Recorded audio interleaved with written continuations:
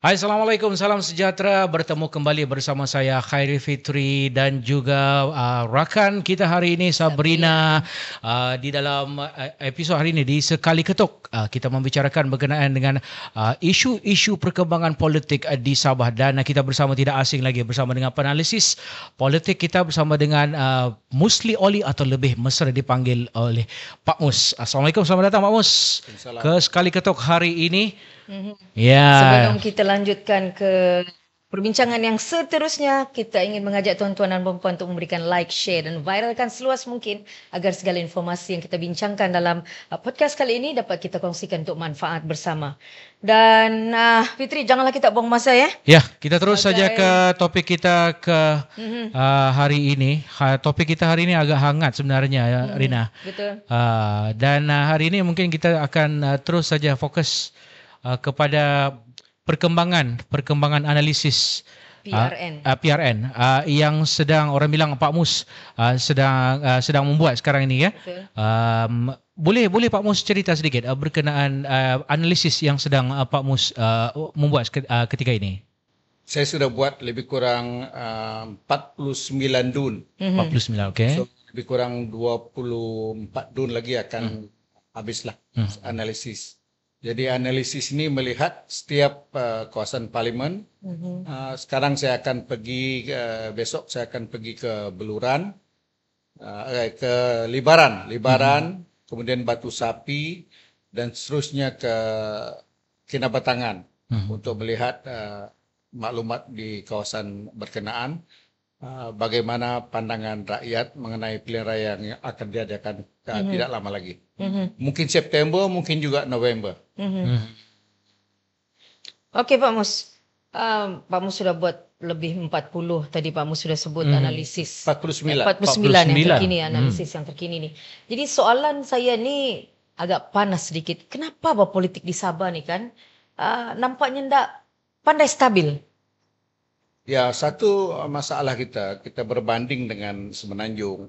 Semenanjung dia hanya 3 kaum utama, iaitu Melayu, Cina dan India. Okey. Dan parti-parti politik pun yang dibuat acuannya oleh British sebelum kita merdeka ialah parti mewakili Melayu UMNO, parti mewakili Cina MCA dan juga parti India MIC. Apabila ada parti-parti lain ditubuhkan pada masa itu, British menganggap itu adalah pengaruh komunis. Sebab British lebih suka melihat setiap kaum itu diwakili oleh parti masing-masing. Kita melakukan benda yang sama di Sabah, iaitu apabila Parti Kadazan Dusun, UPKO, pertama yang UNCO, United National Kadazan Organisation. Kemudian parti yang kedua Posok Mamagun. Posok Mamagun ni lebih kepada bangsa Murut, suku kaum Murut. Dan kedua ini akhirnya bergabung menjadi United Pasok Mamagun Kadazan Organisation atau APCO. Manakala di kalangan Bumi Putra Islam, mereka buat USNO. USNO ini sebenarnya pun dia ciplak, dia fotokopi ataupun mengikuti perlembagaan UMNO. Lebih kurang UMNO dia punya perlembagaan. Maka terdapat 2 parti mewakili 2 kaum utama, iaitu Bumi Putra Islam dan juga Bumi Putra bukan Islam. Dan satu lagi ACA. ACA sama seperti MCA lah, seperti Sabah Chinese Association. Tapi itu senario lebih kurang 60 tahun yang lalu, di mana Sabah terbagi kepada 3 kaum utama, Bumi Putra Islam, bukan Islam, dan juga kaum Cina. Tapi sekarang ini bukan lagi terbagi 3. Dia kita boleh bagi kepada 5. Sebab Bumi Putra Islam itu sudah pecah 3. Dia bukan lagi Bumi Putra Islam yang dulu. Kalau Bumi Putra Islam itu mungkin orang Bajau, orang Brunei, sedikit orang Jawa, sedikit orang Sungai.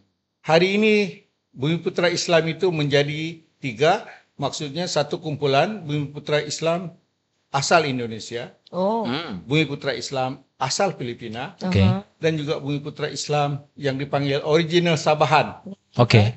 Jadi ini menyebabkan dia menjadi lebih celaru, lebih pelbagai, lebih pelbagai. Sudahlah sebelum ini kita ada Bumiputra Sabah itu sendiri sudah terbagi kepada 24 etnik. Sekarang tambah lagi, bermakna lebih meriah. Dan setiap suku section dalam Bumiputra Islam itu mempunyai aspirasi yang berbeza. Misalnya orang Indonesia, kehendak mereka dalam pilihan raya itu berbeza dengan kehendak Bumiputra dari Filipina. Begitu juga dengan kehendak ataupun aspirasi Bumiputra Islam yang original, yang berasal daripada negeri Sabah. Misalnya orang Brunei, orang Bajau, orang Bisaya, orang Iranun dan sebagainya. Jadi ini menyebabkan terlalu banyak parti yang membawa aspirasi setiap etnik, setiap kelompok masyarakat.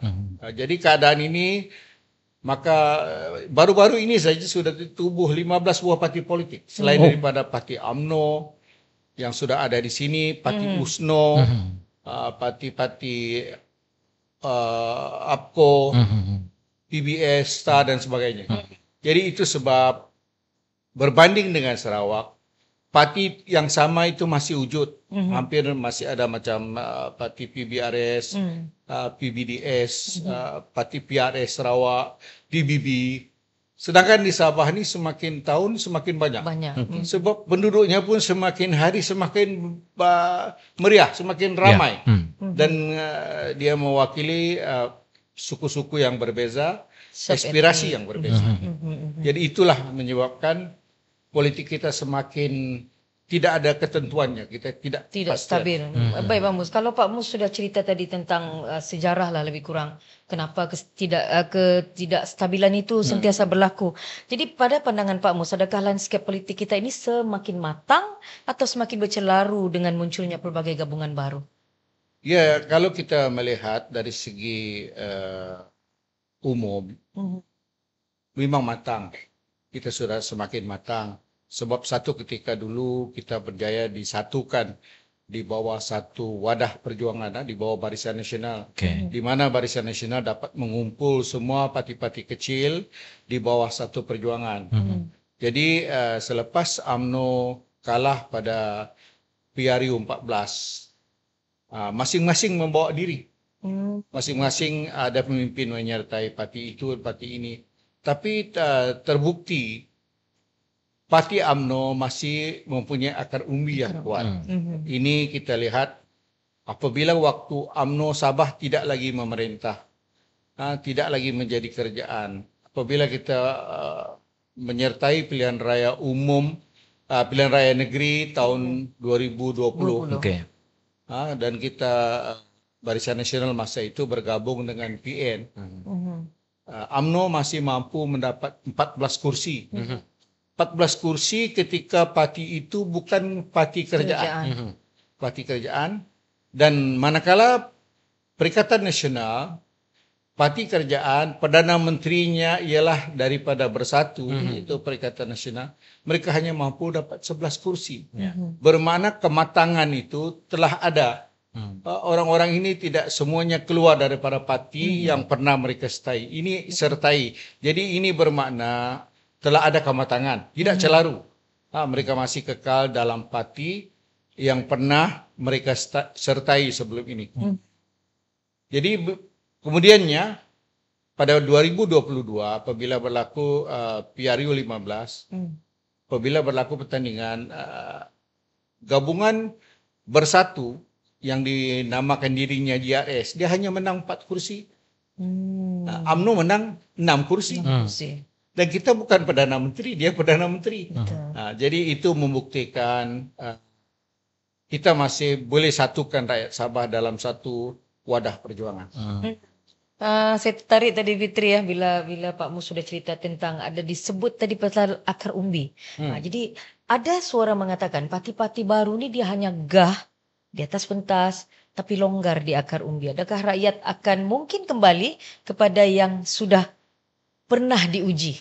Ya, itu yang saya kata, apabila kita membuat parti politik hanya untuk menang pilihan raya, parti politik itu tidak akan kekal lama.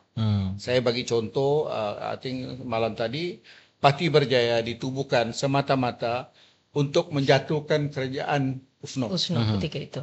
Menjatuhkan kerajaan USNO. Apabila parti itu kalah pilihan raya 1985, dia hanya bertahan 5 tahun. Dia hilang akar umbi. Dia tidak ada sebab niat dia semata-mata mau jadi kerajaan. Jadi bila dia tidak jadi kerajaan, matlamatnya itu habis, berakhir. Berbanding dengan USNO yang ditubuhkan untuk merdekakan Sabah, untuk membela golongan Bumi Putra Islam apabila dia memerintah daripada tahun 67 hingga 76 dan dia kalah. 5 pilihan raya lagi dia ikut dan tidak pernah pun calon USNO masa itu hilang deposit dan sebagainya. Dia boleh paling sedikit dia pernah kalah tahun 81 USNO tinggal 3 kursi. Berjaya menang 45. Tetapi lepas itu dia menang 16, menang 11, pernah menang 20. Jadi akar umbi tetap menyokong parti yang ada falsafah perjuangan berbanding dengan parti yang ditubuhkan hanya untuk jadi kerajaan, hanya untuk memerintah. Itu sebab saya pernah tulis apabila ahli-ahli UMNO pada 2018 keluar menyertai bersatu. Menyertai bersatu karena ingin berada dalam kerajaan. Apabila bersatu kalah, mereka tinggalkan bersatu. Mereka buat parti baru yang tujuannya pun untuk menang pilihan raya. Parti yang sekarang ni yang ditubuhkan itu, yang saya sebut parti yang tujuan untuk menang pilihan raya itu ialah PGRS. Kemudian yang menjadi tonggak kepada kerajaan JRS. Dia hanya untuk menang pilihan raya. Dia bukan parti yang tujuannya untuk membela hak Sabah, untuk menuntut 40%, menuntut tidak ada dalam dia punya agenda. Dia hanya satu parti untuk orang melompat daripada bersatu menyertai parti itu. Ini tidak dalam sejarah Malaysia, inilah satu-satunya parti yang menyediakan untuk orang melompat. Soal prinsip ya. Soal prinsip. Kalau sebut PKR ditubuhkan dulu kerana membela Anwar Ibrahim. Dia ada tujuan. PAS ditubuhkan kerana menjadikan Malaysia sebuah negara Islam. UMNO ditubuhkan untuk memerdekakan Malaysia. MCA untuk membela nasib orang Cina. Begitu juga MIC. Ini PGRS satu-satunya parti untuk memberi tempat kepada orang melompat. Jadi tidak ada dalam sejarah. Inilah pertama kali. Okeylah Pak Mus. Pak Mus sebagai penganalisis politik bebas kan, dari segi ramalan lah. Ini ramalan Pak Mus. Memandangkan kita bercerita seperti seorang bilang umpama buah pisang berbuah dua kali kan. Seperti juga dengan PGRS ni. Kalau dari pengamatan Pak Mus lah Pak Mus, PGRS ni adakah ianya akan bertahan ataupun mungkin satu masa ianya akan menjadi seperti berjaya juga. Sejarah. Dia PGRS ni dia menang dulu pun pada pilihan raya 2020 waktu kita lawan Warisan. Dia menang kerana akar umbi UMNO. Betul. Sebab dia baru tubuh sebulan, takkan dia ada akar umbi. Jadi dia menang kerana akar umbi UMNO. Dan kita mesti ingat PGRS ni hanya di kawasan di mana UMNO bertanding. Dan UMNO dengan lapang dada, kau tandinglah di Sulaiman Ajiji, bertandinglah kamu di Tempasuk dan sebagainya. Selepas itu yang menjadikan PGRS ini ada ahli kerana orang-orang melompat. Macam Arsyad daripada Tempasuk, Jasni Daya daripada Pantai Dalit, Suradi daripada Tanjung Batu. Tanjung Batu ke? Tanjung Batu. Kemudian ada 2-3 orang lagi, ada 5 orang. Sahelmi daripada Tanjung Keramat. Ini semua menang kursi UMNO sekarang dalam PGRS. Jadi bagaimana kita mengatakan parti itu boleh kekal, sedangkan tonggak dia ialah UMNO. Itu saya selalu berhujah. UMNO, Warisan dan PGRS ini mengambil air dari telaga yang sama. Telaga yang sama. Jadi tidak ada jaminan PGRS akan dapat ambil air yang memangnya orang itu penyokong-penyokong umbi parti UMNO atau Warisan. Jadi Pak Mus, kalau gitu Pak Mus, kita di dalam kerajaan negeri, kita di bawah, maksudnya gabungan di antara PH, BN dan GRS. Untuk katalah PRN akan datang, kan kita mau bergigit, maksudnya begitu. Maksudnya adakah GRS akan bertembung dengan UMNO sendiri begitu, atau ada rundingan, maksudnya mungkin ada setengah pihak mungkin terpaksa mengalah antara PGRS dan juga BN misalnya. Dia sekarang ini ya nampak yang mengatur kerjasama adalah di peringkat persekutuan. Oke. Yang diumum oleh Biro Politik hanya BNPH. Oke. Ya, BNPH. Jadi oleh kerana kerjaan GRS ini dapat dipertahankan, kerjaan GRS dapat dipertahankan dulu kerana sokongan daripada 7 wakil rakyat daripada PH. Maka sebab itu PH DAP pertama kali dalam kerajaan ini, dalam kerajaan memerintah negeri Sabah ni tidak pernah DAP ni jadi menteri. Ia jadi menteri kerana GRS. Jadi barangkali dia merasakan untuk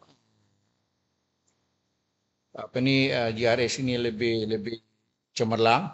Dia mau bekerjasama dengan DAP walaupun pada awalnya PH itu tidak disebut bekerjasama dengan GRS. Jadi saya fikir dengan BN tidak ada masalah. Tidak ada masalah untuk kerjasama dengan PH. Sebab dalam analisis saya, contohnya kawasan kursi Dun Telupit 47 N47. Di mana calon itu adalah calon APCO dulu, lawan dengan PBS. Kemenangan PBS itu agak tipis. Dan UMNO akan tidak bertanding misalnya. Akan menyokong APCO. Peluang itu lebih besar. Dan APCO harus tidak bertanding di Labuk. Memberi peluang pula kepada calon UMNO. Tetapi kalau kerjasama PH dengan BN itu tidak begitu kukuh, katakan PH bermain 2 kolam, katakan di Telupit dia pun tidak mengundi UMNO, dia tidak, orang UMNO tidak mengundi APCO, orang APCO akan balas tidak mengundi UMNO di Labuk. Jadi kerjasama itu mestilah benar-benar kita ikat. Misalnya Datuk Ewan Benedict, Datuk Seri Bung harus benar-benar bekerjasama. Contoh satu lagi, Tanjung Haru misalnya. Tanjung Haru, kalau calon dipilih mewakili gabungan BNPH itu adalah daripada Barisan Nasional, katalah kita pilih timbalan ketua bahagian Ridwan Akli sebagai contoh. Kalau dia bertembung dengan calon warisan dengan sokongan PKR dengan DAP, kita tidak ada masalah menang. Sepatutnya tidak ada masalah. Tetapi sama ada PKR dengan DAP ini benar-benar menyokong BN. Kita boleh tahu mereka betul-betul jujur atau tidak. Dan mereka tahu yang boleh membalas dendam dengan PH ini hanya UMNO. Sebab kita mengundi di peringkat federal. Betul. Dan UMNO di Semenanjung akan menolak PH. Jadi ini menyedarkan PH bahawa kerjasama yang harus dipertahankan ialah BNPH, bukannya PH GRS. Jadi kita kena faham. Kena faham. Panjang cerita Pak Mus tentang isu lompat parti ya. Jadi isu lompat parti ini adakah tanda kegagalan pentadbiran untuk menjaga kepercayaan dalam rumah sendiri? Ya, lompat parti ini kadang-kadang kerana kepentingan pribadi yang berhormat itulah. Dan ini sebenarnya kalau di Sabah ada 1-2 orang saja pemimpin, bila dia lompat dia dapat bawa penyokong dia. Tetapi banyak kes bila dia melompat dia gagal selepas itu. Mungkin ada 1-2 yang berjaya, macam mungkin di Tongod, Datuk Masyong Bana, dia boleh bertanding bebas, dia menang, dia boleh bertanding apa parti dia menang. Begitu juga Datuk Rubin Balang. Ini orang-orang veteran yang banyak budinya. Jadi tidak semua orang begitu. Sebab ada orang ini ikut politik menyokong parti, ada orang menyebut pemimpin. Tetapi saya yakin kalau orang macam Datuk Ketua Menteri, dia bertanding di Sulaman, dia masih menang. Masih benar. Masih menang. Okey Pak Mus, saya teruskan Fitri ya. Ya. Ramai berpendapat terlalu banyak parti itu dalam satu gabungan boleh melemahkan hala tuju. Kerana bukankah ini membuka ruang kepada ketidakstabilan? Dia kalau ramai banyak parti ni, dulu BN lagi banyak parti. Di BN Persekutuan. Kalau kau kira, saya ingat ada 27 parti satu Komponen. ketika dulu. Komponen. Di Semenanjung ada 7 atau 8. Sarawak ada 7. Sabah masa itu ada 5. Total about 20 over parti. Sebenarnya bukan soal berapa banyak komponen. Soalnya berapa hebat kepimpinan untuk mengawal komponen parti itu. Semasa BN di bawah Tun Musa, tidak ada masalah. Tidak ada masalah untuk mengawal parti-parti yang bertanding, dan pada masa itu parti UMNO sentiasa dominan. Tidak ada orang suka-suka dia boleh desak, saya mau kursi UMNO, tidak ada. Jadi dalam keadaan sekarang ni, dalam gabungan JRS ni sampai sekarang dong tidak boleh sepakat. Mesyuarat pun balik-balik tunda. Itu masalahnya apabila pemimpin itu tidak ada karisma untuk lead dan untuk menyatukan parti-parti. Dengan karakter seperti Jeffrey Kitingan, Tan Sri Pendekar Amin, bukan senang kau kawal. Yong Tek Lee. Ini semua geng mafia ni. Bos mafia, bukan senang kau kontrol. Orang macam Tan Sri Liu apa. Itulah maksudnya berbalik ataupun rentetan daripada jawapan Pak Mus ni kan. Bagaimana rakyat boleh yakin kalau kepimpinan sendiri masih bergolak soal calon kerusi dan kerjasama itu? Itulah masalah dia apabila kita tidak ada punya ketokohan, kewibawaan. Orang seperti Mahathir, dia sebut satu perkara, orang sudah paham itu betul. Orang seperti Anwar, sekali dia cakap, politik bukan janji naik turun harga minyak lah. Kalau dia janji cakap untuk mengatur politik, orang akan percaya. Orang yakin. Tun Musa dulu baru dia batuk orang takut sudah. Begitu juga Tun Mustafa. Karisma. Jadi kalau macam sekarang ni punya leadership, kau deal dengan pemimpin mafia tadi itu bukan senang. Bukan senang. Saya tidak nampak mereka satu buat kenyataan kita tanding 50 kursi, satu buat kenyataan 53 kursi. Sepatutnya yang buat kenyataan ini seorang saja, yaitu pengurus JRS. Bukan semua orang boleh bercakap. Tetapi sebab dia tidak boleh kawal orang-orang ini, maka inilah jadinya. Kelakabut, berantakan. Okey Pak Mus, jika faktor kestabilanlah menjadi penentu pada pandangan Pak Mus, blok mana yang akan untung dan blok mana yang akan rugi? Setakat ini dua-dua pun berantakan kalau saya tengok. Alamak. Dua-dua pun agak celaru. Cuma untungnya Parti Nasional ini kita ada orang yang check and balance. Macam pengurusi perhubungan UMNO, kalau dia bercakap, besok ada orang kata slow down. Let we decide. Yang di sini, sebelah sini ni semua bercakap. Jadi satu bercakap di dapur, satu bercakap di ruang tamu, satu bercakap di bilik tidur. Akhirnya bercelaru rumah JRS ni. Semua orang bagi pendapat. Ada cakap kita mau solo, satu cakap gabung dengan PS. Jadi kucak-kacir. Sekurang-kurangnya dalam Barisan Nasional yang ditunjangi oleh UMNO, kita ada satu ahli yang bukan UMNO, iaitu PBRS. Datuk Arthur Joseph Kurup ni tidak pernah cakap, diam saja. Dia ikut saja. Sekarang ni waktu saya buat analisis, ada ura-ura untuk merebut satu kursi, sama ada Sook atau Tulid. Sebab dua-dua kursi ini yang bertanding pilihan raya lalu ialah dari PBRS. Dua-dua kalah. Dua-dua kalah. Jadi adalah satu dua orang UMNO lobby kursi itu. Dan bila saya tulis, satu perkataan pun tidak keluar daripada PBRS, pemimpin yang membantah. Dasmin dia tenang. Dia tunggu arahan. Dia tunggu, beginilah dulu sikap pemimpin-pemimpin dalam BN sewaktu Tun Musa. Ah, Tidak ada yang faham. apabila Tun Musa kata yang ini kursi saya bagi dengan STA, PBS tidak bising. Kalau dia bilang kursi ini saya bagi dengan PBS, STA tidak bising. Yang sekarang ini PBS bertanding, STA pun bertanding dulu. Sehingga sekarang barulah mereka buat gabungan di dalam gabungan. Yaitu STA dengan PBS buat gabungan, dia pun dalam gabungan, dia pun dalam JRS. Ini menunjukkan betapa lemahnya kepimpinan JRS itu, di mana dalam partinya sendiri ada lagi parti, ada lagi gabungan. Jadi itulah contoh di mana apabila kita tidak dapat satukan parti-parti itu melalui semangat kekitaan, inilah yang berlaku. Masing-masing dengan inspirasi yang berbeza. Yang PBS dengan STA, angan-angan pun mau jadi ketua menteri. Kita pakai sejarah ini, kita jadi ketua menteri. Itu yang jadi timbul kemuskilan di kalangan parti-parti yang lain. Okey, mungkin ini sampailah kepada soalan yang terakhir, Fitri ya. Pengundi Sabah ni kan dia terkenal dengan bijak menghukum dalam inverted comma.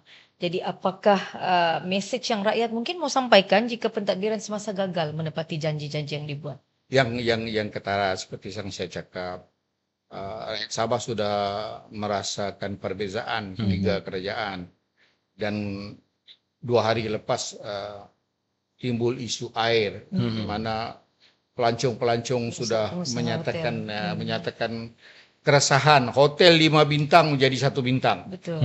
Jadi masalah air, tandas kotor. Jadi mereka pun jumpa dengan menteri pengarah tu Jabatan Air itu bagi memacam alasan, menyalahkan kerajaan lalu, bukan menyebut apa yang harus dibuat. Jadi keresahan seperti ini barangkali menjejaskan performance kerajaan JRS untuk menghadapi pilihan raya. Sebab itu pilihan raya ini kalau boleh tunda 5 tahun, dia tunda nih. Kalau boleh lah. Tapi apa boleh buat, dia tidak boleh tunda. So barangkali maklumat terbaru saya mungkin dia akan bubar pada bulan November. Dia selepas masa kecederaan pun dia sambung lah. Jadi dia kasih habis expired lah ni sampai expired, sampai whistle penambat dia minta 5 minit lagi. Dia minta lagi tambahan masa lagi. Jadi saya rasa inilah pilihan raya di mana kita di persimpangan jalan. Sama ada kita mau pilih parti tempatan, parti nasional, ataupun kita memilih kestabilan. Jadi saya tengok oleh kerana Malaysia ini, Sabah ini berada dalam federation, kita menerima hakikat bahawa tanpa sokongan kerajaan persekutuan kita tidak boleh mencapai kestabilan.